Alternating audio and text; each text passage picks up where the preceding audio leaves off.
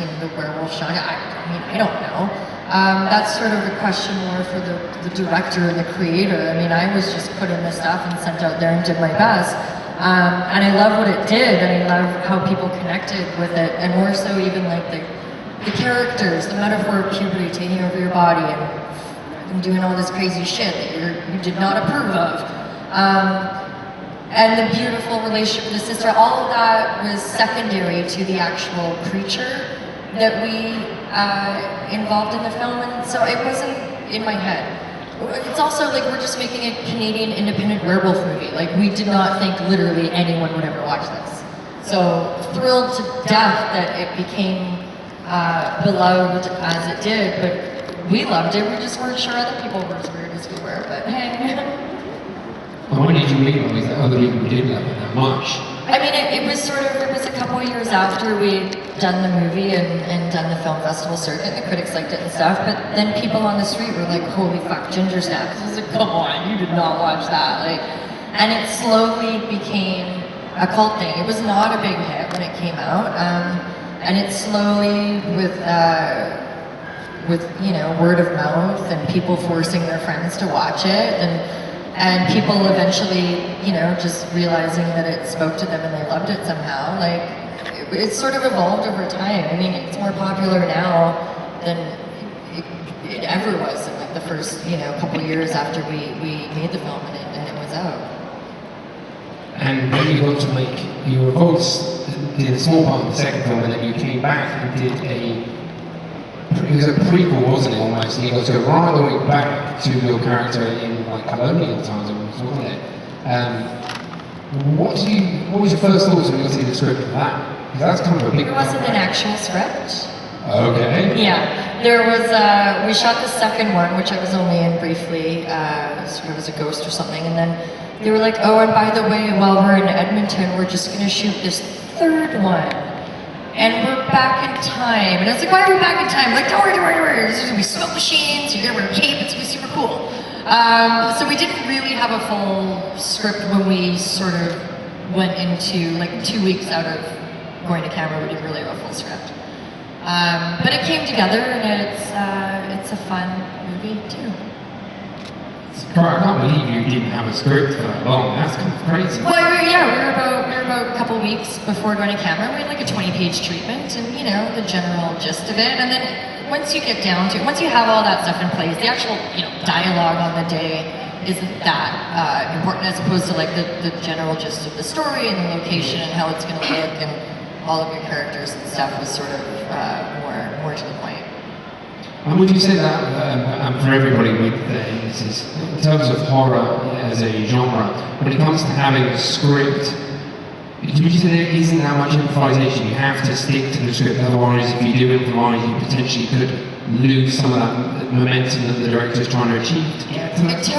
It totally depends. Sometimes you need to go with the flow and have improv, and sometimes magic comes out of that. And if they hate it, they'll just cut around it. And to add to that, I just wanted to say, you never know what they're going to put in around. I mean, they could put in, you know, naked bodies and orgies or whatever. You don't know. Where are you at right now? Because I want to go there too. Must miss that film. Well, Kane reads his scripts a lot. Where was it you played Little John? Yeah. Yes, Ghost of Sherwood. Robin Hood, Ghost of Sherwood. Yeah. I was Little John. Tom Savini was the Sheriff of Nottingham, I think. So, yeah. Thanks for bringing that up. What? No, stop. Nobody wants to hear that. Sipsozo. See, nobody wanted to hear it. Thanks, Jay. And Tony, now with Candyman, you had that after that film came out. There was a massive. I got to say, there was an iconic moment that came from that. He's repeating Candyman 3 times in the mirror, and the Candyman 5 times. Sorry, 5 times. Somebody did that to me backstage, and I still got it wrong. Apologies. But the iconic moment came about from that. How quickly did you become aware that that was happening now, and it involved not only when it involved it become outside of the movie, people were making it almost an urban legend itself?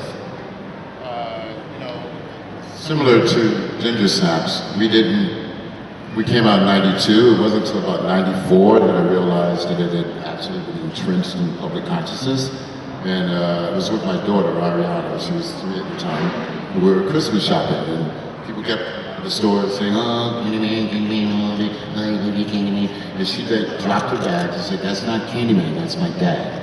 And not only was that an awakening for recognition of the film, but my growth as an actor and a father, it put into perspective what's really important. Obviously, I do the work for my family and my kids, and for me, but so once you do something, you have to let it go to the public consciousness. Going back to what you were saying about what's important, obviously story is the most important draw, I think, for all of us. If it's a good story and a good situation and good castmates and people around you, you want to do it, you want to be a part of that. So everything, with all the technologies around, yes, you can shoot a film on a phone, but you have to know how to visualize. You have to know how to frame a shot. You have to know what the story is, beginning, middle, and end, for it to be successful. And as actors, I think that's what we look for, like a strong spine that we can wrap our skeletons around and make it magic. And of course, Little John.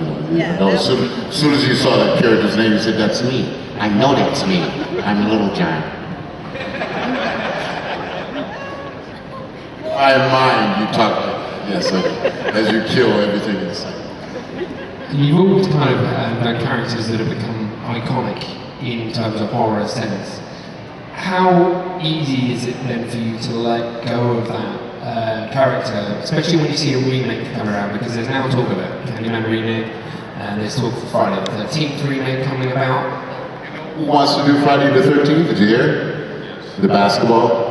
LeBron. He's a big horror fan. I actually got to talk to him, and I know he's going to move forward to that, so I hope they put you on their list. I hope so. I mean, I thought it was a joke when I first heard it, but, you know. Did you see the picture of him driving around with the mask? No. Yeah, so you can find it online. Is that right? He's a huge horror fan. He's also going to be throwing some money into the Candyman thing as well. Wow, I mean, my character was so different than pretty much everybody else because I didn't originate it. You know what I mean? So, other than the Hatchet franchise, I did Victor Crowley. Originated Hatchet, for God's sake. Right, but as far as Jason, there was 6 other films, a different guy, each one that had played the character. So I was in the position to do whatever I thought I could do, and hopefully people responded to it. And fortunately they did, but you know, we were talking about ad-libbing too. I tend, when I'm playing these characters, I tend to ad-lib quite a bit. Certainly not with dialogue, because I barely ever speak when I'm doing these kind of characters, but with the actions, and in particular with the violence. Sometimes I'll do something that just comes spur of the moment. And that typically doesn't ruin anything that the director was envisioning. At times they will say, hey, that was great, but I had an idea for something later, so if you could not do it next time, and that's fine, I understand that. But I've had a lot of